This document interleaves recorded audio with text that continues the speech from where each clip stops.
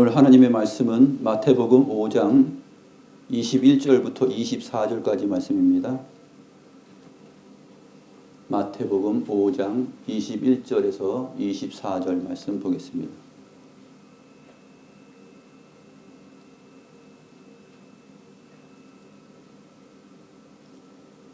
제가 하나님의 말씀을 받들어 읽겠습니다.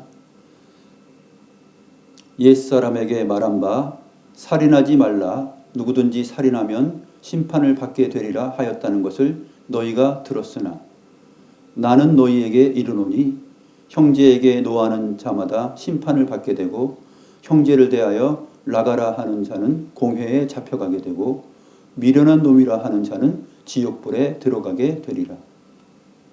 그러므로 예물을 제단에 드리려다가 거기서 내 형제에게 원망 들을 만한 일이 있는 것이 생각나거든 예물을 제단 앞에 두고 먼저 가서 형제와 화목하고 그 후에 와서 예물을 드리라.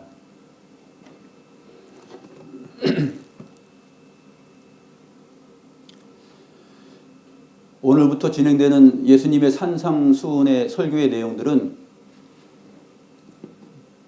예수님께서 율법의 본의를 정확하게 해석하시는 그러한 내용들입니다. 또한 예수님께서 말씀하신 대로 너희의 의가 서기관과 바리새인보다 더 낫지 못하면 결코 천국에 들어가지 못한다라는 그 말씀에 대한 설명이기도 합니다. 예수님은 분명히 앞에서 말씀드린 것처럼 율법과 선지자들을 파괴하고 허물려고 오신 분이 아니죠. 율법을 완성하러 왔다. 또 이루기 위하여서 왔다. 모든 율법과 선지자와 시편의 내용들이 나를 가리켜 기록한 것이다. 이러한 증명들을 지난번에 살펴보았습니다. 그래서 예수님의 이 논지는 율법을 정확하게 해석하는 것인데 예수님께서 하나님께서 내신 그 율법의 내용들을 전혀 새로운 창의적인 발상을 통하여서 이렇게 말씀하시는 것은 아닙니다. 예수님의 그 창의적인 발상이 아니라 성부 하나님 아버지께서 내신 그 율법이 진정으로 원하는 그 가치와 내면에 중심되는 내용이 무엇인지를 예수님께서 바르게 설명하시는 내용이 오늘 본문으로부터 시작되고 있습니다.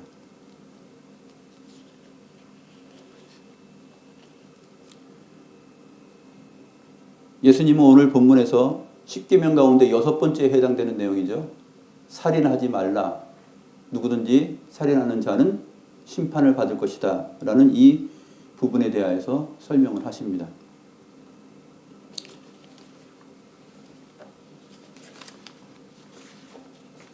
그동안 유대인들이 바리새인과 서기관들의 가르침을 따라서 율법에 대한 이해가 매우 항목적이며 피상적이고 겉에 드러난 내용들을 지키는 그러한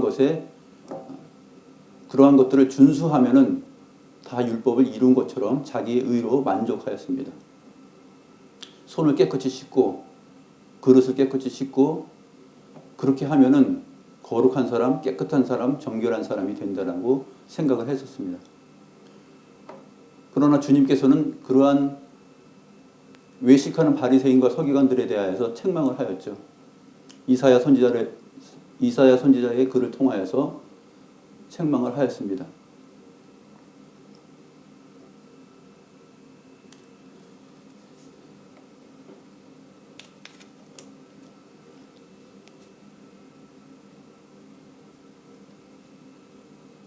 살인이라는 이 내용은 사실상 사람의 생명이 끊어지는 것이죠.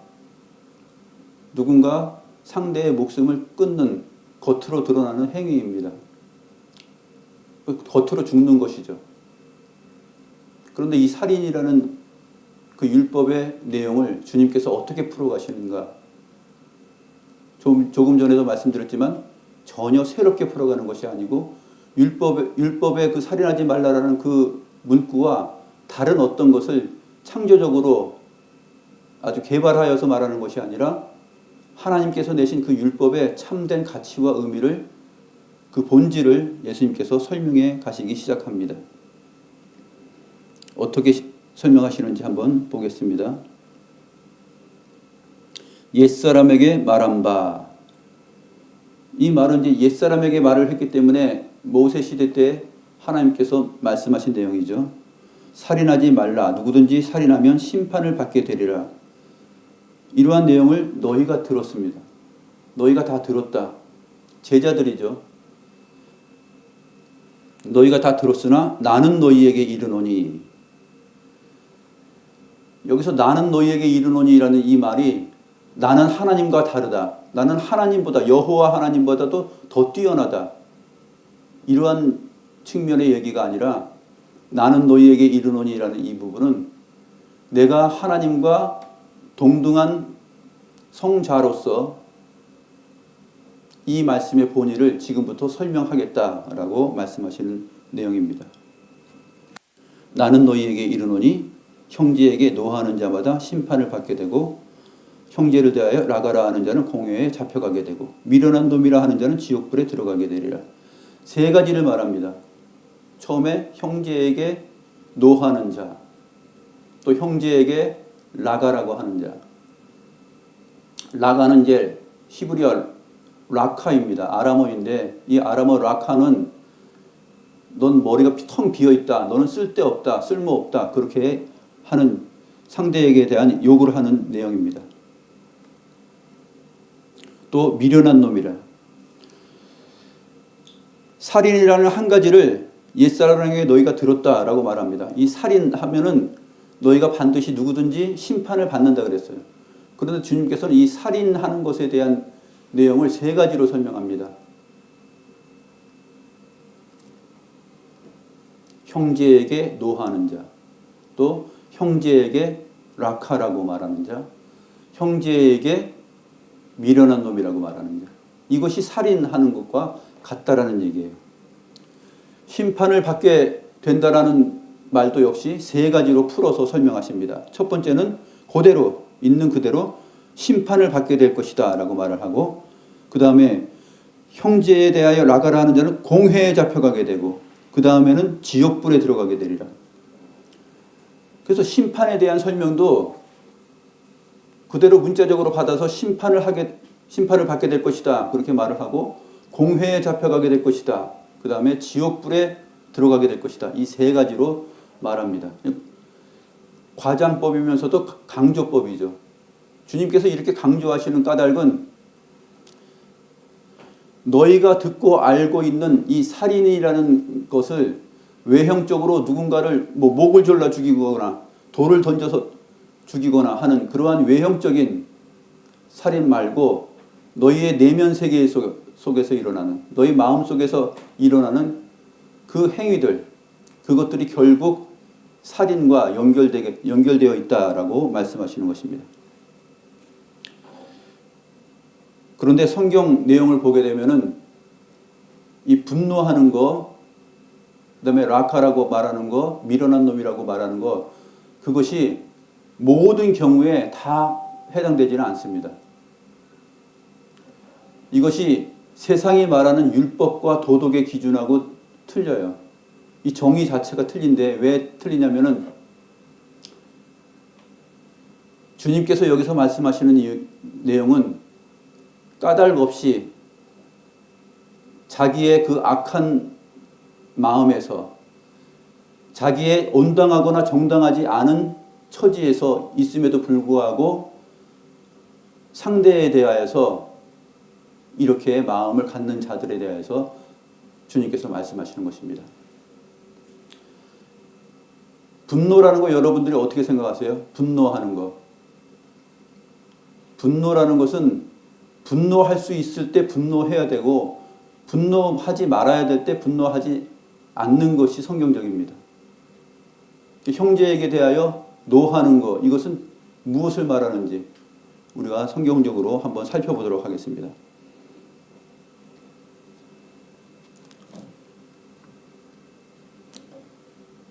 시편 119편 53절에 보면 다윗이 이렇게 고백을 합니다. 주의 율법을 어긴 악인들로 말미암아 내가 맹렬한 분노에 사로잡혔나이다. 이건 어떻게 생각하세요? 다윗의 이 마음은? 다윗이 살인하고 있는 거잖아요. 이것을 표면적으로 이 문자 그대로만 생각하면은 다윗은 지금 뭐 하고 있는 겁니까? 살인을 저지르고 있는 것이고 여호와의 말씀으로 시편의 내용으로 우리에게 긍정적인 또 신앙의 도리를 설명하는 바가 아닙니다. 그런데 누구를 향하여서 이렇게 합니까? 주의 율법 어긴 악인들로 말미암아 내가 맹렬한 분노에 사로잡혔다. 이런 분노는 온당한 것이죠. 하나님께서 기뻐하시는 것입니다. 주의 율법을 어길 악인들로 말미암아 자기가 맹렬한 분노에 사로잡히는 것은 이것은 하나님의 마음과도 일치하는 내용이에요. 시편 69편 24절을 보게 되면 주의 분노를 그들 위에 부으시며 주의 맹렬하신 노가 그들에게 미치게 하소서.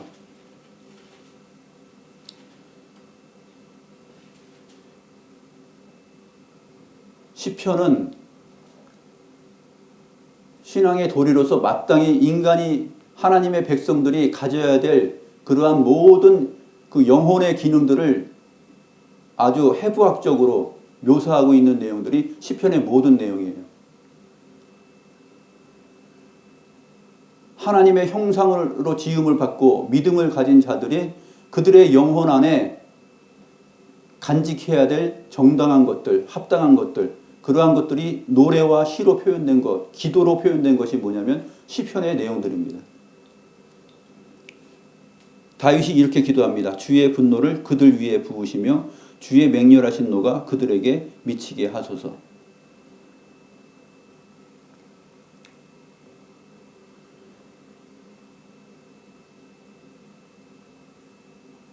이 세상을 자기 힘으로 살아갈 수 있다고 생각하고 하나님이 없다고 여기며 또 하나님의 언약 백성이라는 그 겉으로의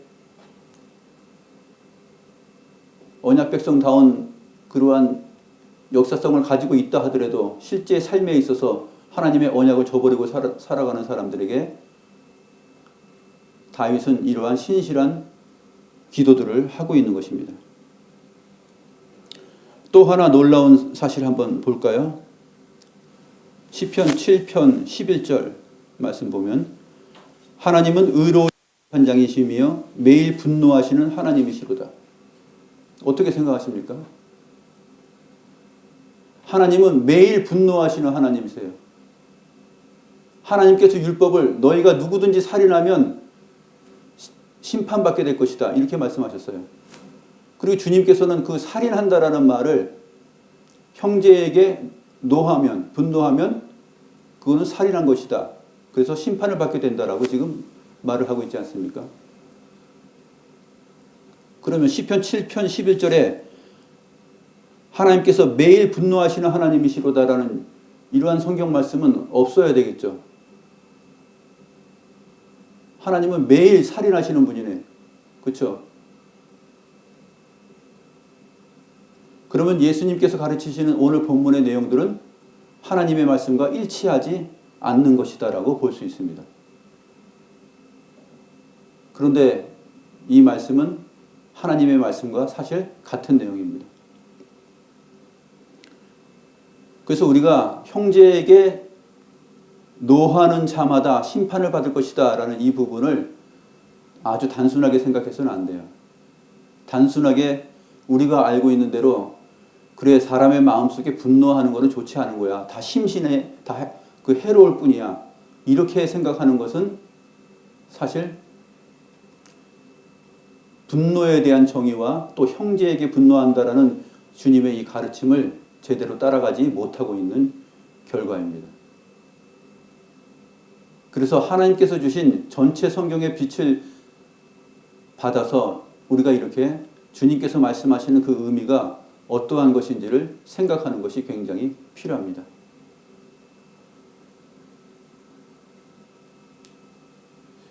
우리가 신앙생활하면서 주님의 마음을 본받는 자 되기를 원한다는 말을 하고 고백합니다.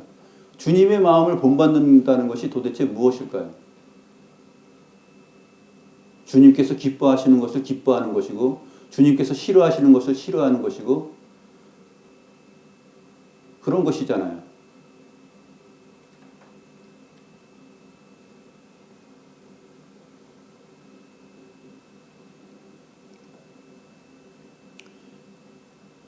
세례 요한은 마지막 선지자로서 어떠한 행동을 했습니까? 제일 유명한 표현이 뭐죠? 바리새인과 서기관들을 향해서 독사의 자식들아 하면서 이렇게 상대를 아주 혐오하는 그러한 표현을 하였습니다. 락하라고 말하는 것과 같은 것이죠. 이 미련한 놈이라고 말하는 것과 같은 것입니다. 그래서 오늘 본문에서 예수님께서 세 가지를 설명하시는 것은 이 살인이라는 것이 어떤 것인지에 대해서 정말 바르게 설명해 주는 것이고 또 심판받는다 했을 때 그 심판의 부분을 세 가지로 또 표현함으로 인해서 이것이 결국 세 가지로 따로따로 떨어진 것이 아니라 사실 한 가지로 연결되어 있다라는 사실을 주님께서 보여주십니다.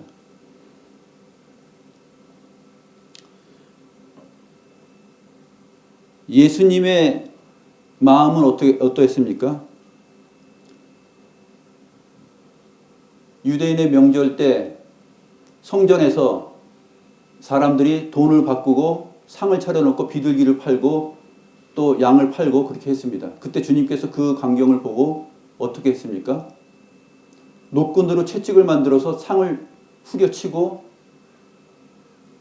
상을 뒤엎으시고 사람들 다 내쫓았죠. 예수님의 이러한 행동은 분노 조절을 못한 사람이고 분노 조절을 못한 것이면 결국 자기가 말한 것을 스스로 어긴 것과 같습니다. 누구에게 분노한 것입니까? 유대인들, 곧 형제들에게 분노한 것이잖아요. 그럼 예수님은 살인자입니다. 자기가 말한 그 율법의 정의를 스스로 어기고서 스스로 의롭고 선한 척, 하나님의 아들이신 척 한 것 아닙니까? 어떻게 생각하세요?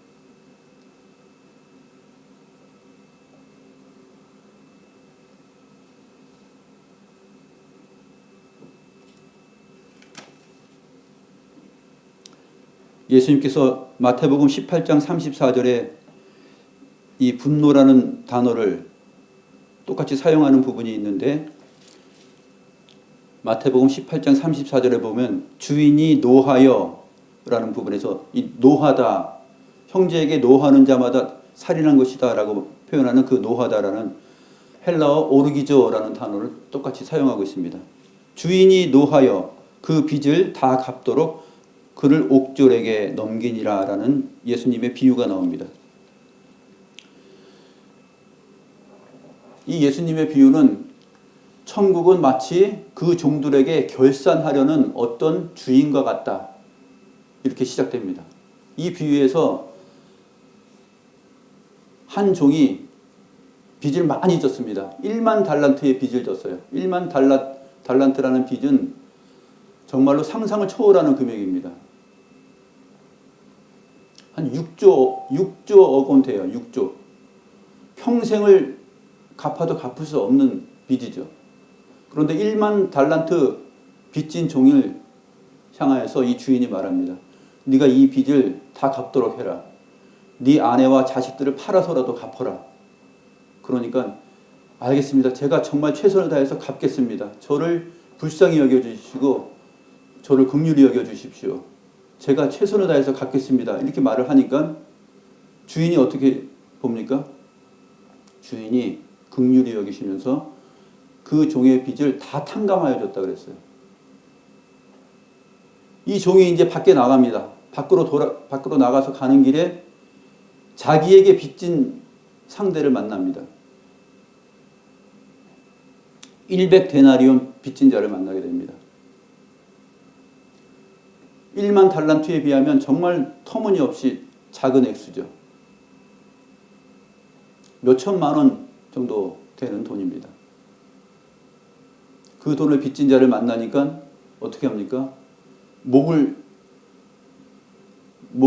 부여잡고 너 이놈 나에게 빚진 거 다 갚아. 그렇게 얘기하니까 상대가 아유 내가 다 갚을게. 내가 다 갚을게. 조금만 기다려줘. 이렇게 애원을 합니다. 그때 이 종이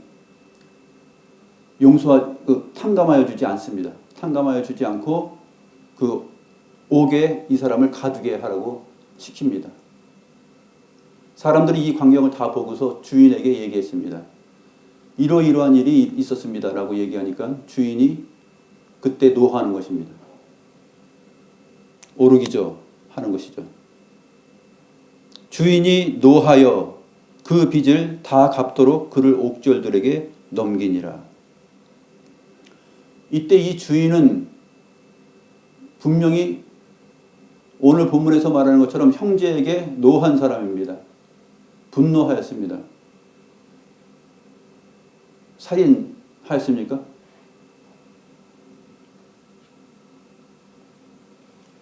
형제를 죽이고 살인한 것이라고 보기 어렵습니다.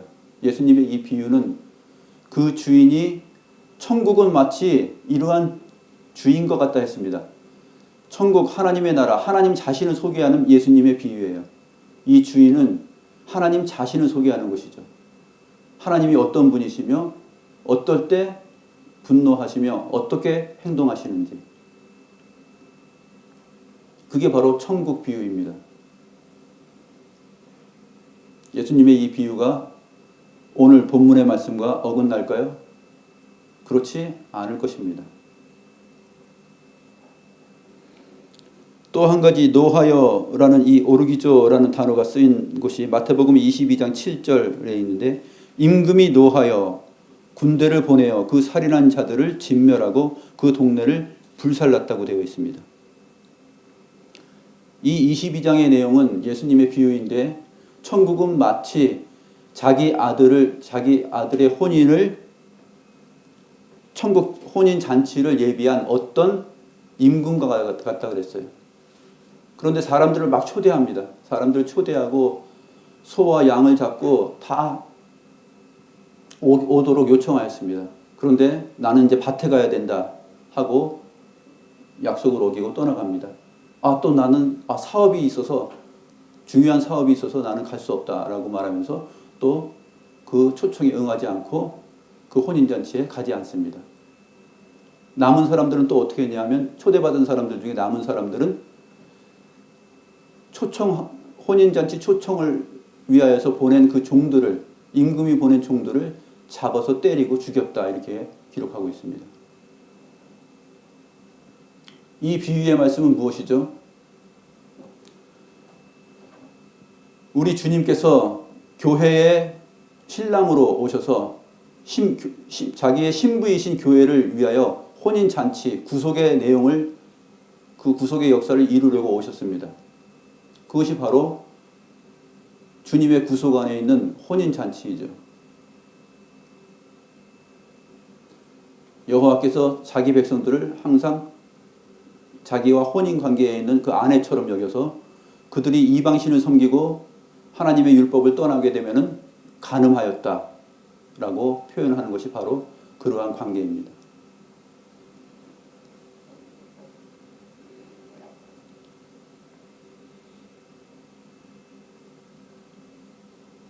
이때 임금이 노하여 군대를 보내어 그 살인한 자들을 진멸하고 그 동네를 불살랐다 이렇게 표현합니다.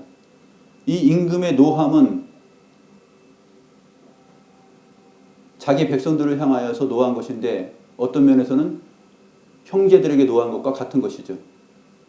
임금이 노한 것은 살인죄를 저지른 거라고 생각하십니까?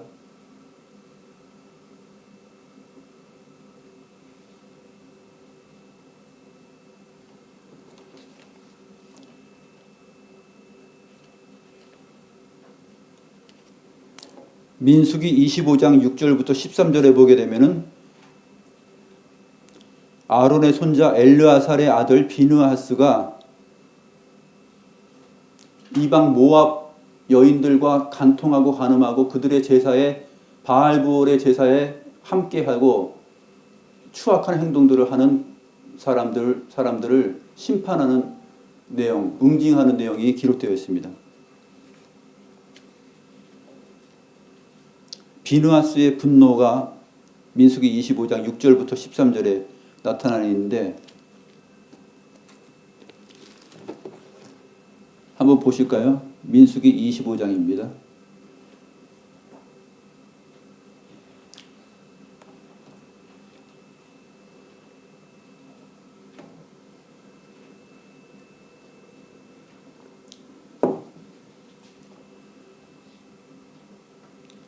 민수기 25장 3절에 보게 되면 이스라엘이 바알부올에게 가담하였다 이렇게 말하고 있습니다. 바알부올에게 가담하였다는 말은 무슨 말이냐면 죽은 자에게 그 제사한 음식을 즐겨서 먹는 거예요. 죽은 자에게 제사한 음식을 즐겨 먹으면서 하나님의 백성인 것으로 살아갔다는 얘기입니다. 그러니까 결국 이방 사람들이 행하는 방식대로 즐기고 먹고 생활하였다 하는 것이죠. 그래서 여호와께서 모세에게 말씀하여서 그 백성의 수령들을 다 잡아서 태양을 향하여 여호와 앞에 목매어 달라. 그리하면 여호와의 진노가 이스라엘에게서 떠나리라 이렇게 말씀하십니다.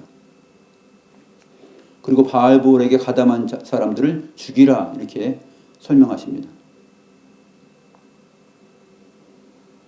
이러한 상황 속에서 연병이 발생해서 결국 밑에 보게 되면 9절에 보게 되면 연병으로 죽은 자들이 24,000명이었어요. 이러한 상황이 진행되는 가운데 이스라엘 사람 한 사람이 미디안 여인을 취하여서 자기 장막으로 데리고 옵니다. 주의 진노와 분노와 연병이 내렸음에도 불구하고 깨달음이 없는 것이죠. 미디안 여인과 함께 자기 장막으로 들어가서 동침합니다. 그때 회중 가운데서 아론의 손자이면서 엘르아살의 아들인 이 비느하스가 창을 들고 일어섭니다. 창을 들고 일어서서 그 텐트로 다가가 가지고 그 두 사람이 함께하는 것을 향하여서 창으로 찔러버립니다. 그래서 그 두 사람을 창으로 찔러 죽이게 됩니다. 엄청난 살인 행위입니다. 그런데 성경은 이것을 어떻게 표현하고 있는지 보십시오. 11절 말씀입니다. 제사장 아론의 손자 엘르아살의 아들 비느하스가 내 질투심으로 질투하여 이스라엘 자손 중에서 내 노를 돌이켜서 내 질투심으로 그들을 소멸하지 않게 하였도다. 그러므로 말하라. 내가 그에게 내 평화의 언약을 주리니 그와 그의 후손에게 영원한 제사장 직분의 언약이라. 그가 그의 하나님을 위하여 질투하여 이스라엘 자손을 속죄하였음이니라.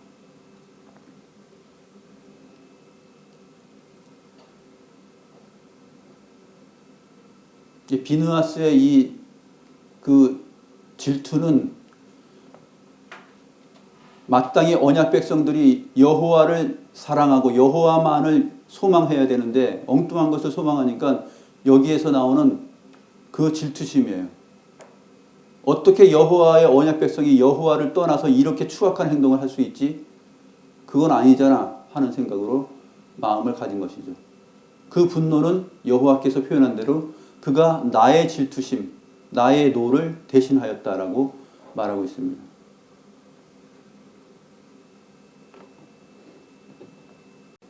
이것은 오늘날 똑같이 이러한 일들을 교회 안에서 행하라라는 것을 말하기보다는 이 구약성경 민수기의 말씀이 주는 내용은 뭐냐면 여호와께서 기뻐하시는 것이 무엇이고 여호와께서 원하시는 것이 무엇인가, 여호와께서 인정하시는 것이 무엇인가 하는 것이에요.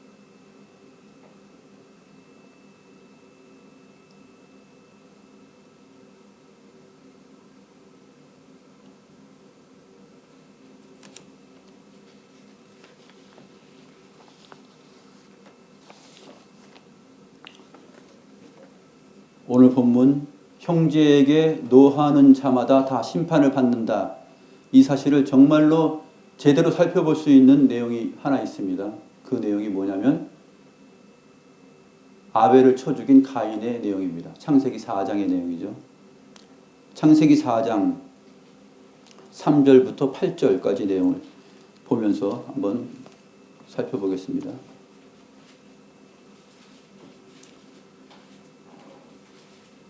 창세기 4장 3절부터 8절입니다.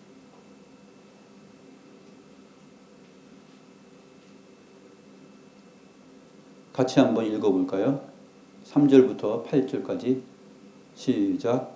세월이 지난 후에 가인은 땅의 소산으로 제물을 삼아 여호와께 드렸고 아벨은 자기도 양의 첫 새끼와 그 기름으로 드렸더니 여호와께서 아벨과 그의 제물은 받으셨으나 가인과 그의 제물은 받지 아니하신지라.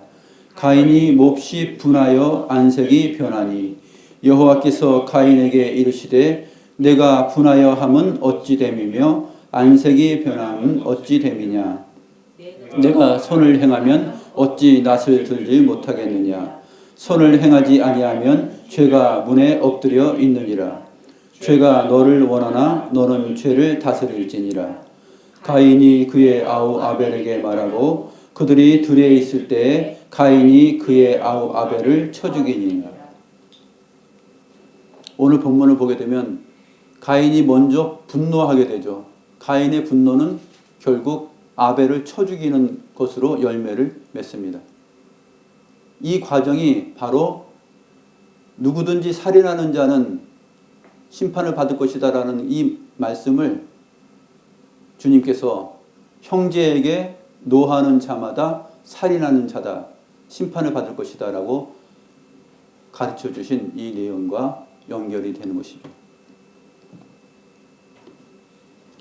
가인과 아벨은 형제입니다. 그런데 가인이 아벨을 향해서 이러한 분노를 하였고 그 다음에 아벨을 살인, 쳐 죽였습니다.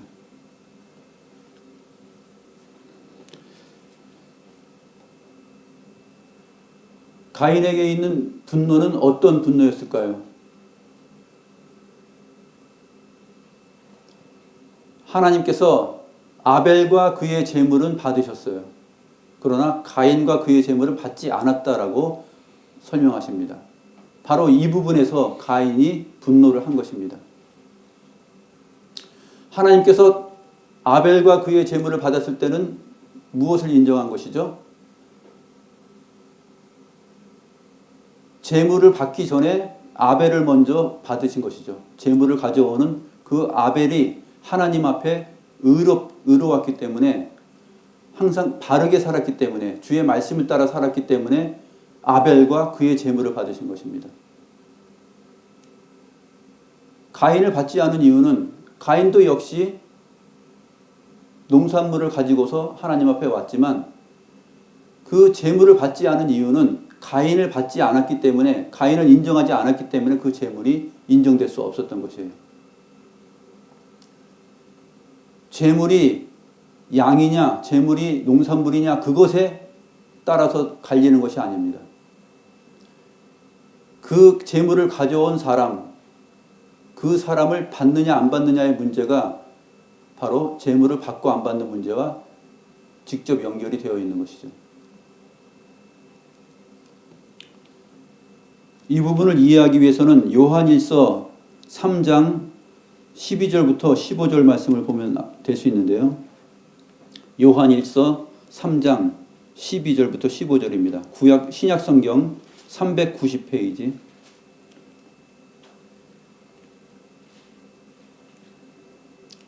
신약성경 390페이지.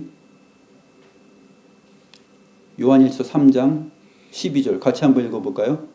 가인같이 하지 말라. 그는 악한 자에게 속하여 그 아우를 죽였으니 어떤 이유로 죽였느냐? 자기의 행위는 악하고 그의 아우의 행위는 의로움이라. 자기의 행위는 악하였기 때문에 하나님께서 받지 않은 것이에요. 아벨은 그의 행위가 의로웠기 때문에 하나님께서 아벨과 그의 제물을 받은 것입니다. 요한일서에서 이 요한이 창세기에는 뚜렷하게 나타나 있지 않지만 창세기의 본문을 성령의 감동을 받아서 이것을 기록할 때 성령께서 그 해석을 요한에게 정확히 해줍니다.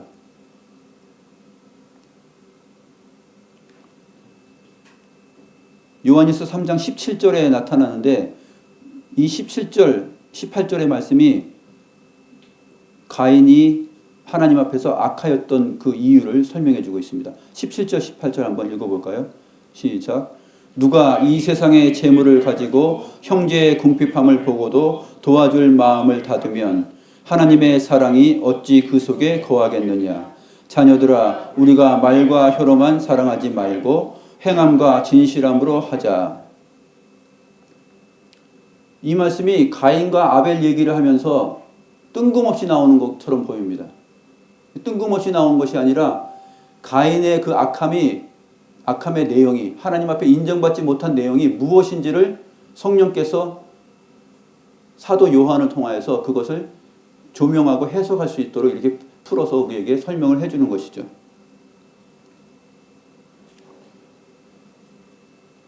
이 사도 요한의 기록을 통해서 보게 되면은 자기의 재물을 가지고 형제의 궁핍함을 생각하지 않고 말로만 사랑하고 말로만 하나님 앞에 예배하고 재물을 가져와서 재물을 드린 그 가인의 행위가 왜 악하였는지를 여기서 알 수가 있어요. 아, 가인이 그렇게 살았구나. 창세기 4장에는 정확하게 나오지 않지만 신약 성경에서 사도를 통하여서 하나님께서 이렇게 설명을 해주시는구나 하고 알게 되는 것입니다.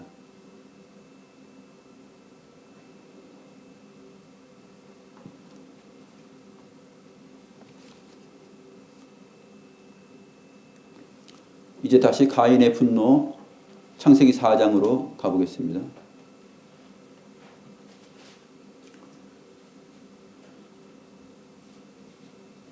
창세기 4장에서 5절 6절에 나타나 있는 말씀, 가인이 몹시 분하여 안색이 변하니, 이 안색이 변한다는 말은 분하여서 안색이 막 빨갛고 파랗게 막 달아올랐다, 그것을 말하는 것이 아니에요. 안색이 변하니라는 이 말의 히브리어는 너의 얼굴이 떨어뜨리면 어찌 미냐, 그런 말이에요. 6절에서도 내가 분하여 하면 어찌 됨이며 안색이 변하면 어찌 됨이냐.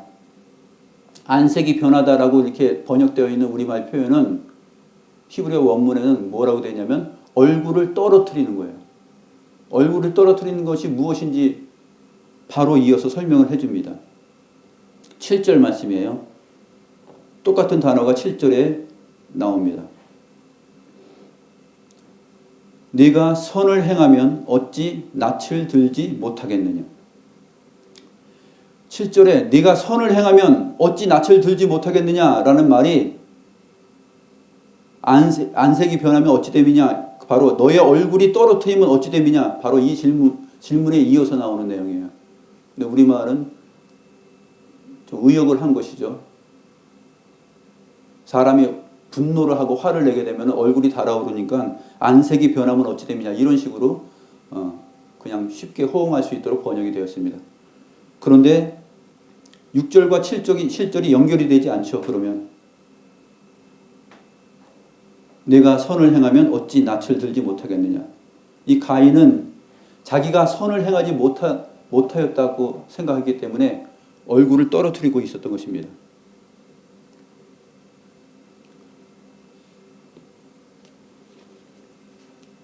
그럼에도 불구하고 그의 분노는 하나님 앞에 이렇게 권면을 받고 하나님의 말씀을 받았음에도 불구하고 들에서 자기 동생을 쳐 죽이는 자리로 나아가게 됩니다. 이것이 분노예요. 자기가 악함에도 불구하고 자기가 정당하지 못함에도 불구하고 하나님 앞에서 의롭지 못함에도 불구하고 분노하는 것, 그거를 살인이라고 말하는 것이에요. 상대는 하나님 앞에서 주의 율례를 사모하고 하나님의 말씀을 사모하고 하나님께서 원하시고 기뻐하시는 것을 흠모하는 상태에 있는데, 그래서 하나님 앞에 인정받는데 자기는 그 소행이 악한 거예요. 형제의 궁핍함을 보고도 살필 줄 모르는 그러한 삶을 살아가면서도 하나님 앞에서 아벨이 인정을 받으니까 왜 나를 인정해 주지 않지 하면서 자기의 악한 소행은 생각지 않고 하나님께서 인정해 주는 그것이 자기에게는 분노로 발생하는 것입니다. 형제에게 분노하게 되는 것이에요. 이런 경우를 주님께서 지금 살인과 연결시켜서 설명을 하고 있는 것입니다.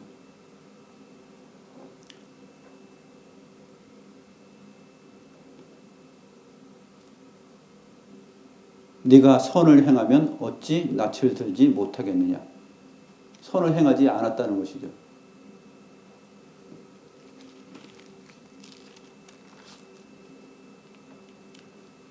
그러나 아벨은 어려운 가운데서도 그 형을 사랑하고 형을 원망하거나 시기하거나 질투하지 않고 살았던 것 같습니다. 그래서 요한일서에서 그렇게 설명하고 있죠. 요한일서 3장 14절에서 보게 되면 형제들아 3장 13절 14절을 보면 형제들아 세상이 너희를 미워하여도 이상히 여기지 말라. 우리는 형제를 사랑함으로 사망에서 옮겨 생명으로 들어간 줄을 알거니와.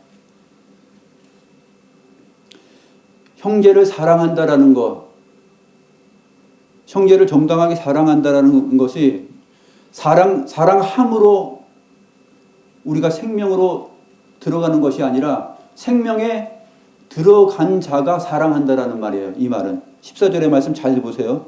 우리는 형제를 사랑함으로 사망에서 옮겨 생명으로 들어간 줄을 알거니와 이렇게 표현하고 있잖아요. 이 표현은 뭐냐면 형제를 사랑해라. 무조건 사랑해라. 품고 사랑해라. 품어줘라. 그러면 생명으로 들어간다. 그것이 아니에요. 이미 생명에 속하고 생명에 들어간 자가 형제를 사랑하는 것이에요.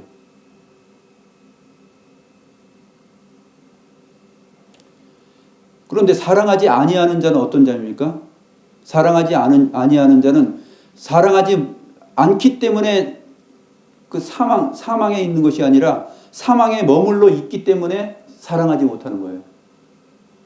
14절의 표현은 바로 그러한 표현입니다.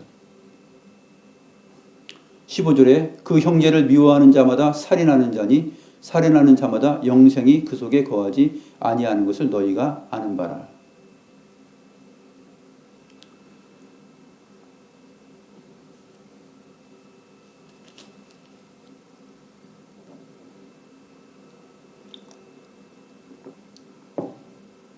우리 주님께서 형제에게 노하는 자마다 심판을 받게 될 것이다 라고 말씀하신 그 내용의 의미가 바로 단순한 분노, 누구든지 분노하면 화내면 안 된다, 화내지 말고 살자, 그것을 말씀하신 것이 아니라는 사실을 우리가 이러한 성경의 내용들을 통해서 좀 깊이 생각해 보아야 될 것입니다. 두 번째 표현 라카라는 말을 라카라고 말을 하게 되면 공회에 잡혀갑니다. 공회는 이제 산헤드린 공회를 말하는 것이에요. 산헤드린 공회는 함께 둘러 앉는다라는 표현입니다. 헬라어로 쉰헤드리온이라는 말인데 쉰헤드리온 함께 둘러 앉는다 그런 표현입니다. 이 산헤드린 공회는 유대인들의 최고의 그 재판 의결 기관이에요. 거기에 잡혀가게 된다는 말입니다. 형제에게 라카, 이런 텅 빈 놈, 쓸데없는 놈 이렇게 말하는 것이죠. 가인의 분노하는 그 분노 안에는 이 쓸데없는 놈, 라카라는 마음이 같이 연결되어 있었던 것이죠.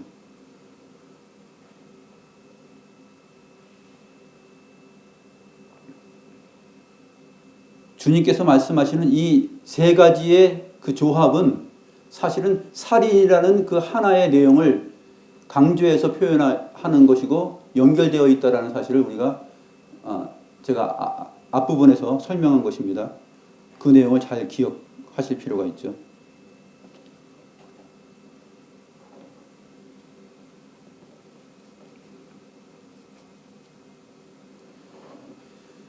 미련한 놈.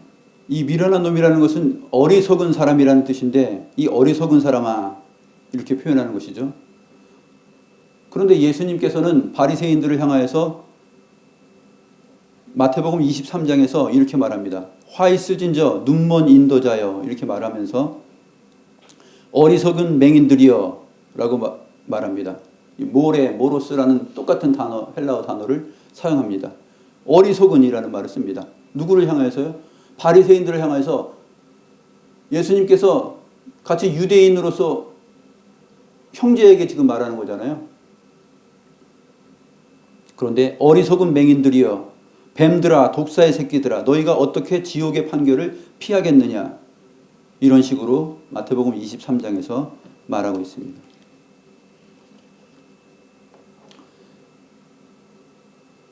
우리 예수님은 자기가 한 말에 대하여서 지금 모순을 저지르고 있는 것처럼 보이죠.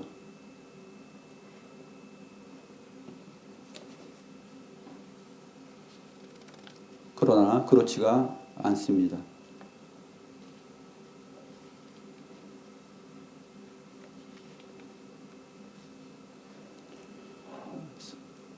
이렇게 온당하지 못한 분노를 하게 되면 상대에게 대하여서 라카라고 말하게 되고 그 다음에 미련한 놈이라고 여기게 되어서 결국은 상대를 죽이는 결과를 낳게 되는 것이다 하는 것을 이 세 가지 설명을 통하여서 주님께서 강조하고 있습니다. 이제 마지막 부분 24절 말씀을 보도록 하겠습니다.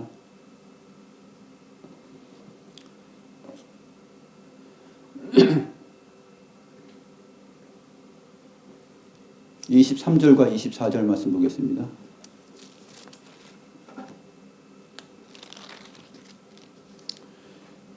그러므로 예물을 제단에 드리려다가 거기서 내 형제에게 원망 들을 만한 일이 있는 것이 생각나거든 그랬습니다. 23절이 그러므로 라고 말하고 있기 때문에 바로 위에 있는 22절과 연결된다는 것을 우리가 알 수 있습니다. 그런데 내 형제에게 원망 들을 만한 일이 있는 것이 생각나거든 했을 때 이 원망 들을 만한 일은 어떤 것일까요? 문맥적으로 연결해서 생각해야 됩니다. 그러므로 라고 시작하고 내 형제에게 라는 말이 똑같이 나왔습니다. 내 형제에게 분노하면 노하는 자마다 내 형제에게 라카라 하는 자마다 내 형제에게 미련한 놈이라 하는 자마다 여기서도 역시 좀 의역되어서 원망 들을 만한 일이 있는 것이 생각나거든 이렇게 되어 있는데 이 원망 들을 만한 일 이 부분은 사실 그 헬라어 신약 성경을 본문을 보게 되면은 너를 따르는 어떤 일이 있는 것이 생각나거든. 어떤 일이라고 되어 있어요. 원망 들을 만한 일이 아니라 어떤 일. 그 어떤 일이 무엇이냐면 바로 위에 22절에 있는 것이에요. 형제에게 대하여 분노하는 것, 형제에게 라카라 하는 것, 형제에게 미련한 놈이라 하는 것. 이 세 가지를 말했는데 그 중에서 그 어떤 것이 이 셋 중에 어떤 것이 생각나거든 그 얘기예요.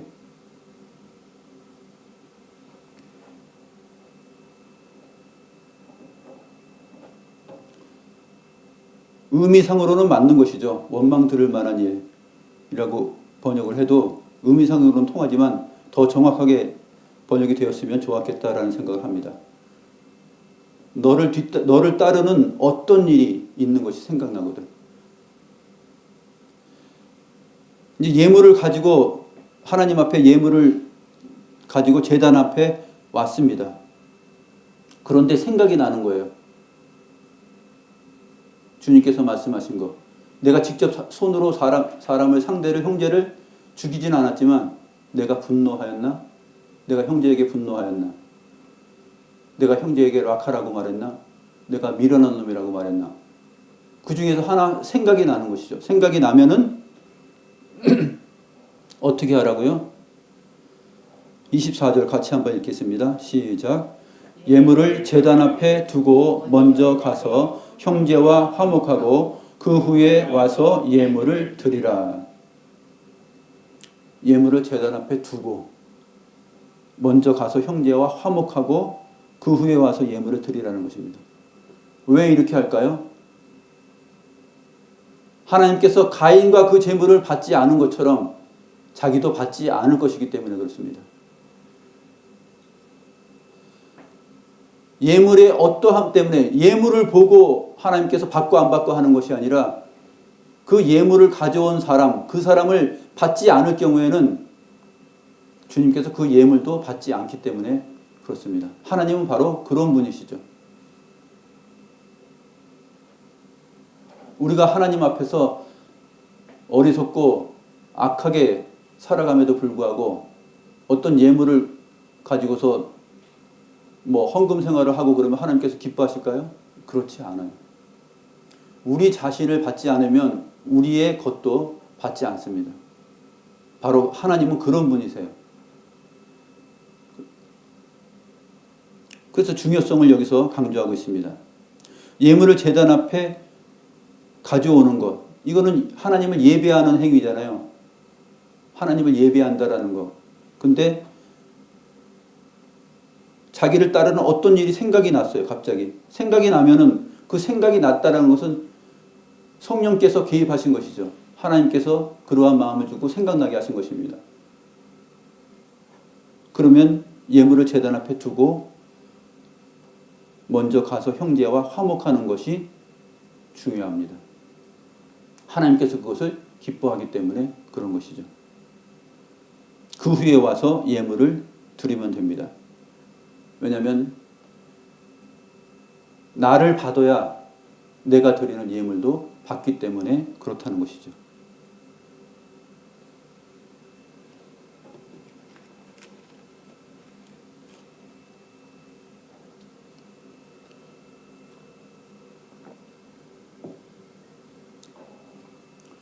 우리는 이 오늘 본문을 형제에게 노하는 부분, 형제에 대하여 라카라 하는 것, 미련한 놈이라 하는 이러한 부분들을 아주 단순하게 생각해서 그냥 화내지 말고 살고 분노하지 말고 사랑으로 살자 이런 정도로만 생각하는데 사실은 주님께서 말씀하시는 내용은 그렇게 단순하지는 않죠.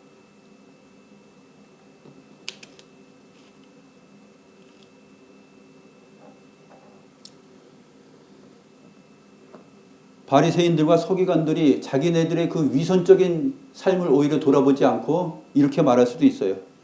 당신은 우리에게 어리석은 맹인들이여, 뱀들아, 독사의 새끼들아 얘기하고, 또 성전에서 그렇게 난폭한 그 분노를 발산하고, 그러면서도 당신이 이러한 말을 우리에게 가르칠 수 있고 하나님의 아들이라 자처할 수 있겠는가? 라고 물으면 그거는 정말로 어리석은 것이죠.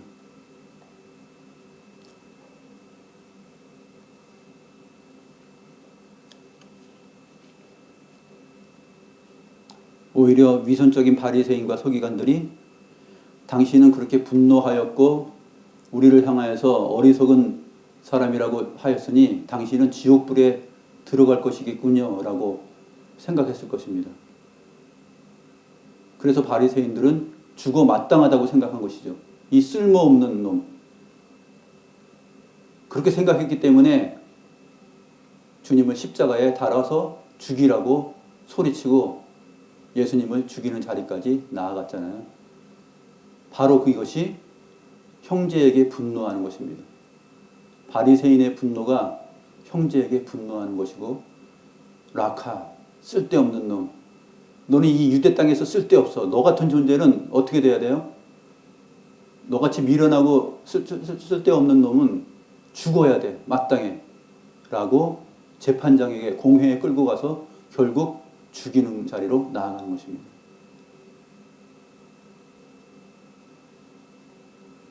이것이 형제에게 분노하는 일이며 살인하는 행위입니다.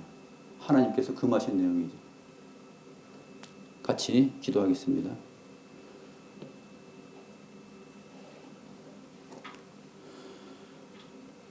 거룩하신 주님, 오늘 주님께서 까닭 없이 정당한 판단이나 이유 없이 형제에게 분노하고 라카라고 욕하며 미련한 놈이라고 말하는 경우, 그것이 바로 살인하는 계명을 살인하지 말라는 계명을 어긴 것이라고 가르쳐 주셨나이다. 주님의 이 가르침이 정말로 단순하지 않아서 우리가 깊이 묵상하고 전체 성경을 통하여서 생각을 해봐야 될 문제이옵나이다. 우리의 의식과 우리의 지식이 짧고 우리의 하나님의 말씀에 대한 이해가 저급하여서 이 말씀을 온전히 깨닫지 못할 수도 있사오니 주여 저희들의 우둔한 마음을 주의 성령께서 깨닫게 하시고 이 말씀을 온전히 이해할 수 있게 하옵소서. 하나님 아버지, 오히려 바리새인과 서기관들, 유대인들이 주님을 향하여서 살인의 분노를 하였고 라카와 미련한 놈으로 여김으로 결국 그 살인의 자리로 나아가게 된 것을 우리가 바라봅니다. 주님께서는 하나님의 말씀과 동떨어지고 주의 율법의 내용과 전혀 다른 생소하고 창의적인 발상의 내용을 오늘 가르치신 것이 아니라 율법의 참된 의미와 정신을 그 본질을 저희들에게 깨닫게 하여 주셨나이다. 주여 이 말씀 잘 생각하고 깊이 새겨서 우리가 악함에도 불구하고 형제의 선함을 향하여서 질투하고 분노하는 일이 없게 하시고 그 바리새인과 유대인들의 그 질투심이 주님을 죽이는 자리로 나아가는 것처럼 우리가 형제에 대하여서 오히려 그런 마음을 갖는 일이 없도록 주의 말씀이 저희를 지도하시고 가르쳐 주시기를 간절히 소원하옵나이다. 주님, 짧고 미천한 저희들의 생각에 이렇게 보배롭고 영원한 생명의 가치의 말씀을 넣어주셨사오니 정말로 그 은혜가 차고도 넘치고 감당할 수가 없사옵나이다. 흙으로 지음받은 이 진흙덩어리 같은 저희들 안에 영원하신 생명의 말씀의 신비가 이렇게 들어와서 저희를 사로잡사옵나이다. 하나님, 이 벅찬 감동이 단순히 감정적으로 여겨지지 않게 하시고 저희들의 인생 전체에 이 생명의 말씀이 저희들의 영혼의 양분이 되어서 정말 하나님께서 기뻐하시는 일을 함께 기뻐하며 하나님께서 싫어하시고 노하시는 일을 함께 노할 수 있는 그러한 주님의 마음을 본받는 자들 다 될 수 있도록 주여 인도하여 주시옵소서. 하나님께 무한한 감사와 영광을 돌리오며 살아계신 우리 구주 예수 그리스도의 이름으로 기도드리옵나이다. 아멘.